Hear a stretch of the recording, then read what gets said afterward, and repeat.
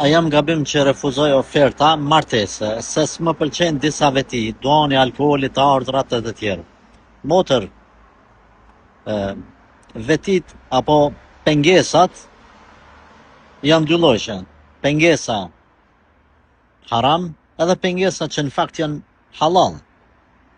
Pengesat haram, ato që ke përmenti, alkooli, amoraliteti, droga, duhani, gënjeshtra, etj. Këto gjana, pra, që prekin fenë e personit, qoftë djalë apo vajzë, këto refuzoj këto martesa. Sepse nëse të vjen dikush që s'ka fe, s'ka din, duhet me refuzu. Edhe ka gjëra tjera të cilat në fakt nuk janë haram, por rrethonat e njerëzit janë asisoj. Për shembull, ka bukuri mesatare, ka të ardhura mesatare. Po është i devotshëm, është i sjellshëm, është besimtar, është i sinqert etj. Po këto raste themi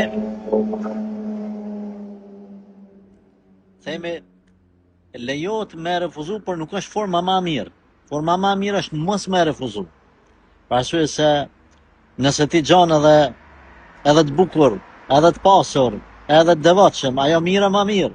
Por nëse jo, mos ju japni shanset kur e gjoni një djalë besimtar ose djem kur e gjoni një vajzë besimtare, sepse gjëja më e rëndësishme është dini, morale, sjellja, namazi, feja, kështu me radhë. Prandaj, ka raste kur duhet refuzosh, ka raste kur nuk duhet të refuzosh. Tu kqyr shumë, tu e të hollu shumë, po jesim pasaj pa martu t'jem të edhe vajzat.